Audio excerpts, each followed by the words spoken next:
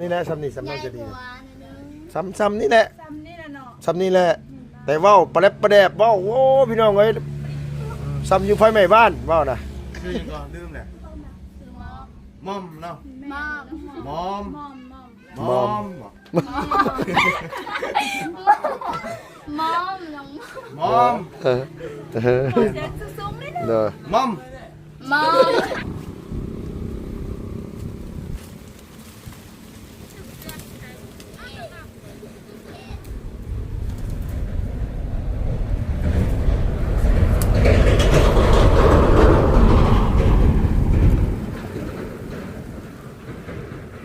เก็บเพื่อนนี่เลยนางโดยสบายดีโอ้ยก็นึกว่าผู้ใดนะพี่น้องเอ้ยอีนี่จนบ่กล้าทักพอดีว่ากำลังสิย่างขึ้นมาหาหมองเข้าห้องน้ำก็เลยเหลียวเห็นก็นึกว่าเวียดได้เอาแท้ได้นี่นะคือเวียดแท้ซุมื้อนี่เหรอบ่แม่นได้ผัวเวียดไปจักดอกอันนี้บ่ฮะ มีผัวว่าแต่ผัวเวียดยังเด้คนลาวก็ยังบ่มีนะ ว่าเอาแท้บ่นาง แม่น โสดบ่ล่ะซุมื้อนี้น่ะ โสด เอ๊ะ เก้าหันแล้ว พี่น้องเอ้ยน้องน้อง มอมนางเอกประจำช่องเมาเตียงแต่ตะกี้โหพี่น้องเนาะ ปี2023 2023 วะ 22 23นี่แหละ ประมาณนั้นแหละ โดยสมมุติยังโสดอยู่นะบ่อีหลี แม่น มีคนจีบหรือว่าได้ใด ผมมีคนจีบ เลือกไปจักดอกบอกเลยเมาแท้ตัวไปจักกันนี่บ่ โสด100%บ่ได้ตัว แต่ตัว FC ได้ FC อันว่าเขาเป็นมาด่าได้ เว้าอีหลีบ่ยังบ่มีแฟนบ่ แม่น เอ้า ขี้เล็กกัน มาเอายอดขี้เล็ก โอ้มาเก็บขี้เล็กอยู่พี่เนาะเอาต้นนั้นในสนามต้นนั้นมวยขี้เล็กบ่ใช่อันนะสูงๆเลยต้นนั้นบ่แม่นบ่น่ะกุ๊กน่ะ จะให้มาซูงแล้วเอาบ่ได้ เอาโอ้ ถ้าเราไปเอาไป ไป เอาต้นนั้นนะมันคือหลายกว่าแท้เอาต้นเดียวกับพ่อเลยฮะเอามือแกงบ่น้อง แม่น แกงใส่หยังให้หนังงัวเออมากับไผนั่นน่ะ เอาเรื่อย อ๋อนั่นเอื้อยเจ้าบ่เออ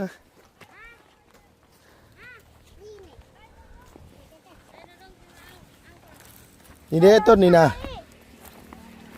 บ่ได้เอาผ้ามาบ่เอาคือบ่เอาผ้ามาเฮ้ยขึ้นงานห้านเอาก็ได้นะอ๋อต้นนี้หลายดิออนพร้อมเลยน่ะแม่นได้นางเอ้ยฮะเอาได้เดี๋ยวจองให้เบิ่งพ่อมอมปีนี้เจ้าอายุจักปี ประมาณ18บ่เกิดปี2008 2008 ปีแม่น เกิดปี 2008 แม่น ตอนนี้ปี 2025 18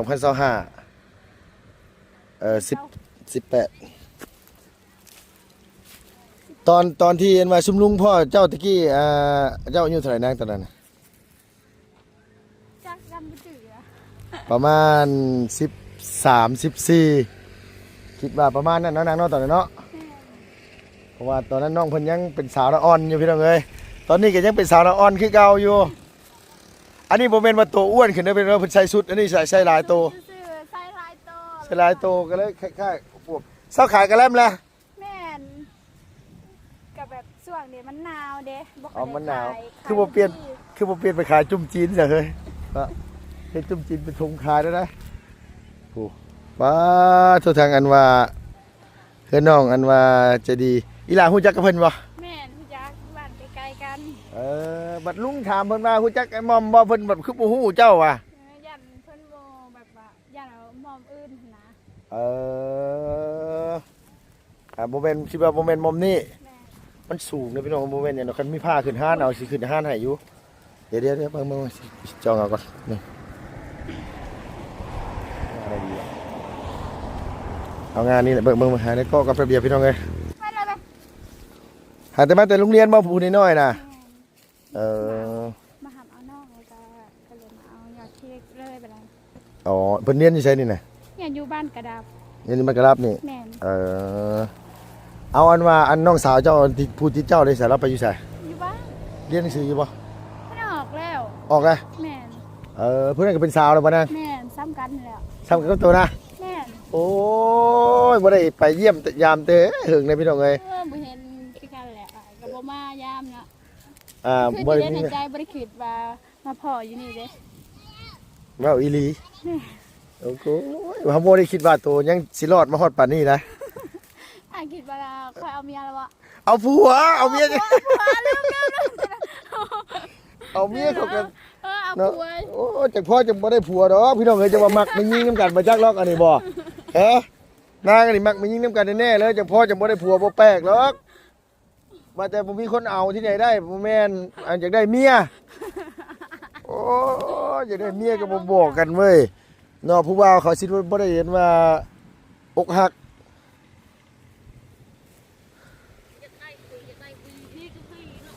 ฮะ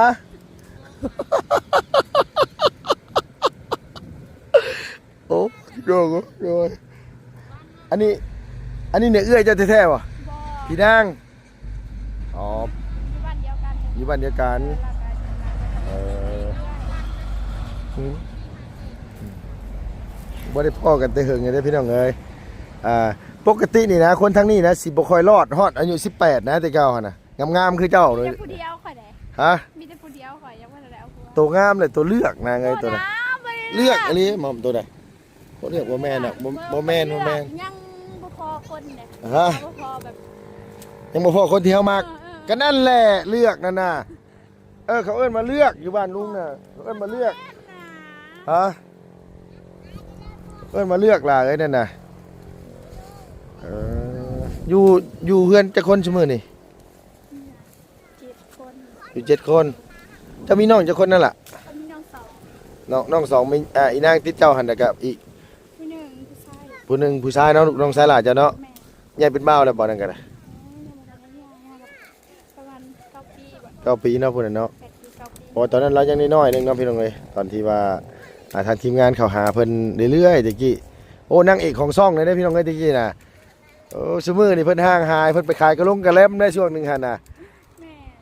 ยามนี้มันหนาวได้ขายบ่ได้นั่นแหละเนาะ ขายบ่ได้ อืม ประมาณเดือน3เดือน4เดือน5มาแบบแดดก็ได้ขายอยู่ เออโดยเพราะงั้นก็คือฮอดยามนี่แหละหยุดเนาะมันขายบ่ดีเนาะ แม่ ป๋าเอ้ยเราต้องไวเราขึ้นฮอดพุ่นเลยไปขึ้นตอนไหนน่ะน่ะบึบบับขึ้นได้บ่มอมโต ได้อยู่ บ่ต้องขึ้นกันนะเดี๋ยวปีนท้องลงมาเฮ็ดได้เอ้ายังคนยังบ่ได้ผัวซ้ำห่ะว่าโอ้ยลีโตยังบ่ได้ผัวดีบ่มอมมีผัวยังลูก เพราะว่าคันมีผัวมันบ่งาม บ่แม่นเอาถึงว่าตัวมีผู้บ่าวนี่ยัง ยัง เบิ่งมาพี่เอางานนี่นี่เอางานนี่ก่อน มีผัวก็ยังมี เอาเร็วงามบัดนี้เขาบ่ปล่อยให้ตัวรอดมาดอกนาง โอ้ยคันคนมันงามมีแล้วนะยอมรับขี้ร้ายเลยยังบ่มี โอ้ยเขาอุตส่าห์ย่องบ่มีจัก10จัก20พันเนี่ยว่าราคาย่องนี่นะ เด้อเพิ่นฮู้จักกันอยู่พี่น้องเอ้ยกับอีหล่าอันน้องเลี้ยงอันแล้วก็น้องอันว่าแต่ง จริง ต้องแต่งกิ้งแล้วก็น้องอันว่าใจดีเพราะว่าบ้านน้องมอมลงไปนี่เนาะนางเนาะใกล้ๆนี่เนาะ แม่ บ่ได้ไกลกันปานใด ไปเรื่อย โดยอันนี้คือเพิ่นมาเอาขี้เหล็กว่าซั่นว่าโอ้คันอยู่ไทยนี่เขาเจ้าเก็บไปขาย ๆเหมาะ แม่นโอ้ขายดีขนาดไหนนี่นะลุงก็คิดอยากอยู่คันมื้อใดว่างๆไปเล่นน้ำเด้ออยู่บ้านดงเด้อ โอ้ย อย่าโดยจะชื่อได้น้องเอ้ยคำมาแรงมาแล้วก็ไปเล่นน้ำผู้บ่าวอะไรก็แล้ว บ่แล้วเมื่อนี้ บ่ได้ไปใส่ป่ะ แม่นไม่ได้อยู่เฮือนสิ ไม่ ไป ได้อยู่ ใส่ เฮือน เอาดึงมานี่ทางนี้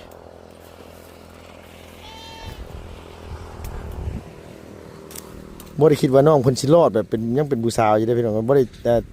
ติดตามแต่หึงเลยช่วงหนึงก็คือว่ามีผู้บ่าวไทยมาจีบมาหยัง ซุมื้อนี้บ่มีนะ บ่มีแล้ว บ่มีแล้ว โอ้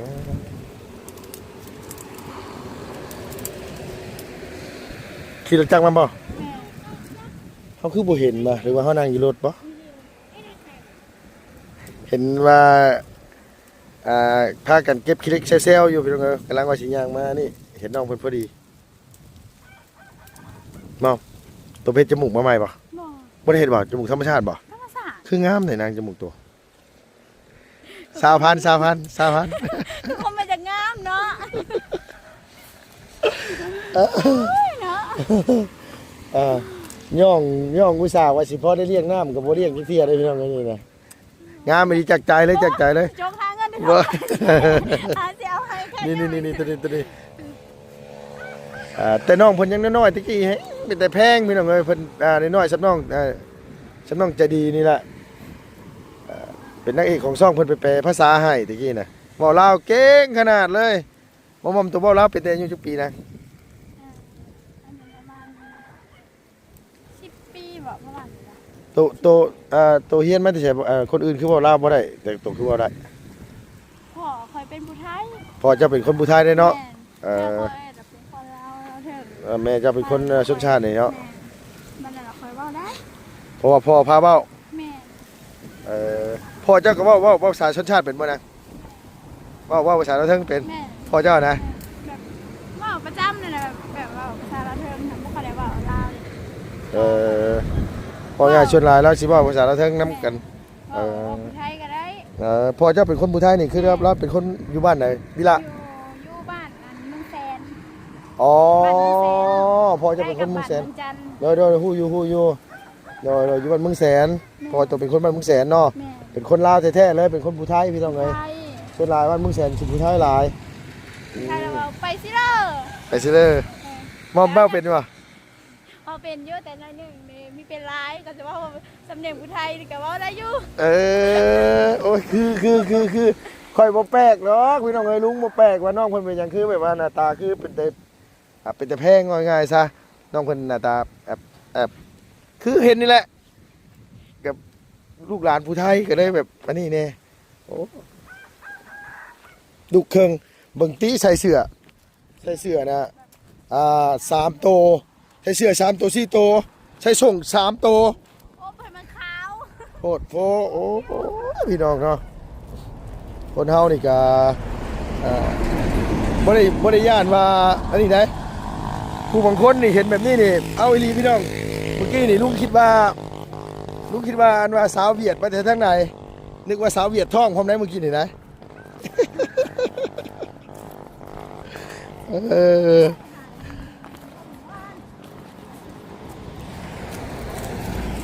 หมายความว่าหลายเต็มแล้วนี่เนาะใช้มอมย่างไปหาน้องคนเดียวเพิ่นว่าเพิ่นฮู้จักเจ้า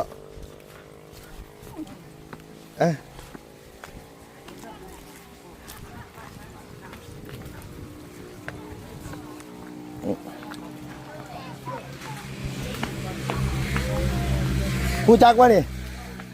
ใช่บ่บ่ฮู้จักฮะ อ้ายบ่ได้ถาม บ่ถามจังได๋ถามอยู่บ่ถามนางนี่เมื่อวานนี่ว่าบ่ฮู้จักบ่ฮู้จัก ฮู้จักชื่อเนี่ย บ่ฮู้จักชื่อเพิ่นเนาะอยู่บ้านใกล้กันนะ โดย แต่ฮู้จักกันอยู่ ฮู้จักฮู้แต่น้องล่ะ ฮู้แต่น้องแล้ว ชื่อแต่ว่าลายชื่อ อันนี้หลายชื่อโอ้สาวผู้ไทยหลายชื่อแต่น้องเจ้าน่ะสิรุ่นเดียวกับเจ้าบ่แม่นบ่น้องแล้วน้องสาวแล้วรุ่นเดียวกับเจ้าบ่ โดย อ่า สาวเราใหญ่กว่า น้องสาวเราใหญ่กว่านี่บ่ ซ้ำนี่เลย ทำนี่บ่ โดยแบบเราตัวใหญ่เด้ อ๋อซุมื้อนี่ได้ แม่เราตัวใหญ่ เออ กำลังขึ้นเป็นสาวเด้ โดยเพราะว่าลุงเคยจองน้องไอ้มอมไว้ให้ลูกชายลุงอยู่พี่น้องเอ้ยใหญ่เป็นสาวแหละ แม่ เอาอ่องเฮียนแล้วบ่ แม่ เออ เรียนทองก็รายการออก อ๋อ เราไทยลงหน้า อ๋อแล้วบ่เป็นรับไปแล้วบ่เป็นอ่าน โดยแบบคือจะดีเลย จะดีกับบ่เป็นอ่านคือกัน แม่ดีก็คือกันเลยว่าเป็นถอดอ้างเลย เราสะกดตัวบ่ได้สินั่นล่ะเนาะ โดยแล้วว่าเขียนนั้นได้แต่อ่านบ่ได้ เอาเวลามาสิเจ้าก็สอนกันที่ล่ะเวลา สอนอยู่เวลาครูให้อ่านแล้วก็สอนอยู่ เป็นน้องสาวเจ้าก็ออกแล้วเป็นน้อยน้องเจ้าสิเอาผัวก่อนเจ้าเด้อ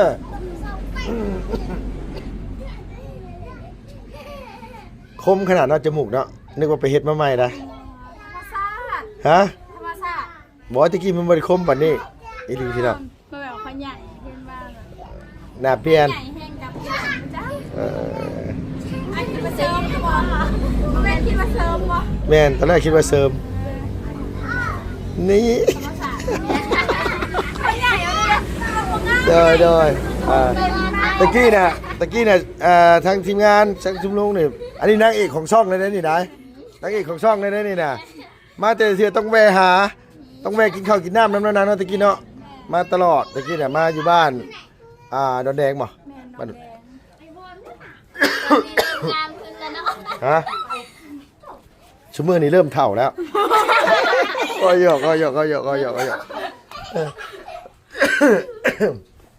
โอ้ยช่วงหนึงหั่นบ่ได้มีใครเข้ามาก็คิดฮู้ว่าน้องเพิ่นมีผู้บ่าวแล้วก็เลยแบบว่ายันผู้บ่าวเพิ่นฮู้ยันผู้บ่าวเพิ่นให้ ว้าวไปยินมาแต่ใส่ เขาซ่ากันน้องเขาซ่ากันอ่ะ บ่มีดอกบอกว่า เอาสมมุติว่าตัวมีอยู่ในตัวนะผู้บ่าวตัวเห็นในซ่องลุงนะผู้บ่าวตัวสิให้ตัว บ่ทำแบบ ล้านเปอร์เซ็นต์ 100%เลย บ่มี บ่มี แท้เนาะ แท้ เฮ็ดหยังให้กินเป็นแน่อันโตเฮ็ดหยังกินเป็นแน่ จะเห็นยังกินได้แล้วจ้ะ เอ้าสมมุติว่าอันนี้นะอยากโชว์สีมืออยากลองซิมเบิ่งนี่นะ ถอดไข่เป็น ง่ายโพดเนาะเอาแนวมันง่ายโพดเจ้าก็ได้เอาแนวที่มันแบบ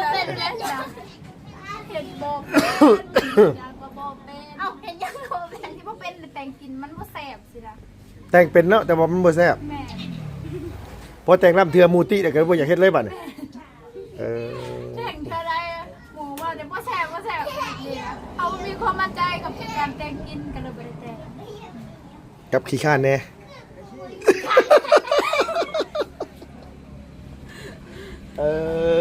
โดยอันนี้เนี่ยเจ้ากับน้องเพิ่นเป็นหมู่กันนั่นล่ะเนาะรู้จักกันนั่นแหละ เป็นรุ่นน้อง นั่นแหละจังว่าน่ะ น้องแบบสมมุติแบบน้องคอยกับน้องแบบกับผู้นี้หั่นน่ะเป็นหมู่กัน ก็นั่นแหละจังว่าน่ะก็อีหล่าเพิ่นกับน้องเจ้าน่ะเป็นหมู่กันรุ่นเดียวกันเอ เรา อ คอยตัวใหญ่กว่าแบบเรา ตัวใหญ่กว่าผู้นี้ เป็นคุณสูง โดยอันนี้เนี่ยผู้น้อย ตอนยังน้อยกินนมบ่หลายไปโตก็ได้น้อยนิดนึงน้องญาติกินเด้น้องญาติกินคือไอ้มอมนี่น้องญาติกินแหละกันเลยก็ตัวเตี้ยกว่าน้องน้อยนึงน้องเจ้าก็เจ้าไผสูงกว่ากัน ซ้ำกัน ซ้ำกันเลยย่างไปซ้ำกันเลย 13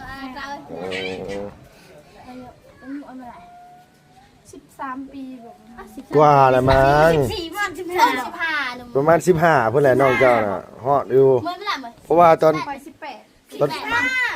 ตอนนั้นน่ะลุงพ่อเราน่ะน้อง อันเอา น้องเจ้าน่ะสิซ้ำน้องจะดีนี่แหละ แม่นเราสิเป็นแต่แพงกว่าเจ้าตอนนั้นน่ะ เราเล่นเราขี้ไรก่อน บ่แม่นเอื้อยแล้วน่ะดื้อตะกี้นั่น ดื้อตอนนี้เลยจะเย็นขึ้นวะ โอ้ซุมื้อนี้ก็โอ้ดีขึ้นหลายงามขึ้นหลายซุมื้อนี้นี่ครับบ่แม่นดอกตะกี้เพิ่นเว้าเก่งคือผู้นี้แหละเว้าเก่งๆบ่ย่านคนน่ะนะว่าง่ายซะก็ไปก็เอาแต่น้องเพิ่นแหละไปแปลภาษาให้ตะกี้เพิ่นเว้าภาษามาถึง แม่นแล้วเว้าภาษาลาวเก่งได้เว้าภาษาไทยก็เป็นได้นี่ได้มีผู้บ่าวไทยพร้อมนี่ มีนะ ว่าไทย มีดอก บ่มีก็บ่มีเฮาก็บ่ได้ว่าหยังเนาะมีบ่มีก็บ่ได้เกี่ยวกับเฮา FC เบิ้มเนี่ย โดยแม่นได้ FC สิว่าน้องหม่อมโกหกอีกแล้วสวยขนาดนี้จะไม่มีแฟนได้ยังไงฮาดเพิ่นสิตอบเพิ่นว่าได้ไหนให้ถามตัวได้ สักแล้วมาจากเพจตอบแล้วก็แน่ว่าบ่มีจักหา10 บาทอยู่ โดยบ่บุญข่อยมาพ่อนี่มานี่มึงนี่นางเอกประจำช่องเฮาตะกี้น่ะนี่เด้น่ะ สวัสดีบักบุญ โดยตอนแรกๆน่ะพ่อน้องเพิ่นซ้ำนี่แหละตะกี้น่ะซ้ำนางกันนี่แหละเนาะบ่บุญเนาะซ้ำนี่แหละซ้ำนี่ซ้ำนางจะดีซ้ำนี่แหละ จำนี่นะเนาะ ซ้ำนี่แหละแต่เว้าประเล็บประแดบเว้าโอ้พี่น้องเอ้ยซ้ำอยู่ไฟไหม้บ้านเว้าน่ะ ชื่อยังก่อนลืมเนี่ยมอมเนาะ มอม มอม มอม มอม มอมน้อง มอม เออ เสียงสูงๆนิดนึง เด้อ มอม มอม มอม ม อันนั้นยืนแน่น่ะนะมันเป็นสูงนั่นน่ะยืนแล้ว มอง เด้อ มาเก็บขี้เล็กนะว่าสิตามเมื่อกินขี้เล็กแกงขี้เล็กอยู่เฮือนอยู่นี่ กับใส่น้ำเค็มก็แซ่บแล้ว เด้อ เนาะ ใส่กระดูกหมูเนาะ ใส่ราของแซ่บแซ่บได้เก่งผมก็แซ่บเนาะต้องมีไข่มดแดงก็ แม่นยามนี่มีบ่ยังไข่บ่แดงยามนี่บ่ยังเนาะ แต่สิเป็นเขาดาวทางหายเด้ โดย เราสิเป็น กำลังสิเป็นโดยเอาโอเคสว่าก็บ่บุญเด้อเด้อ ญาติกันบ่ พูดจักกันเอาสบายดีเด้อนางเด้อทั้ง4คนเลยอันนั้นนี่ฮะ ญาติพี่น้องกันไป พูดจักกันพูดจักกันโอ้สภาเออ ตัวบ้านบ้าน มาพ่อน้องเพิ่นอยู่บ้านกระลับนางหม่อมพี่น้องเอ้ยรู้จักกันอีหลาเพิ่นตั้งแต่4-5 ปีที่ผ่านมาน้องเพิ่นก็ตั้งแต่น้อยๆตะกี้ทำน้องเจดีนี่ล่ะจนว่าซุมื้อนี้ก็ผ่านมา4-5 ปีละก็เลยเอ็นว่ามาพ้อกันจำบ่ได้พี่น้องเอ้ยว่าสิไปเข้าห้องน้ำอยู่ผู้พุ่นน่ะเมื่อกี้นี่อยู่ผู้ย่างไปรถ เห็นข้างหลังก็เลยว่าสิถ่ายถามเล่นสิหันหน้ามาบัดแม่นน้องมอมเพิ่นเอ้ยน้องพี่น้องเนาะบ่ได้พอกันแต่หึงล่ะเอ้าจังได๋ก็ตามแต่พี่น้องเนาะคนเฮาฮักแพงกันไว้ก็ดีคือกันนั่นแหละใครก็สร้างกันเพิ่นว่าจังได๋ก็ที่มันจบมันงามเนาะพี่เนาะจังได๋ก็ฝากได้เด้อพี่น้องเด้อฝากน้องใจดีแน่ครอบครัวเพิ่นก็ทุกข์ยากลำบากขออยู่ดีมีแห้ง สดซอยกันนะพี่น้องทำบุญทำทานน้ำกันอย่าเจ็บอย่าจนนะพี่น้องลำลำไปรวยไปแล้วพี่น้องบายบายสบายดีเด้อพี่น้อง FC เด้อ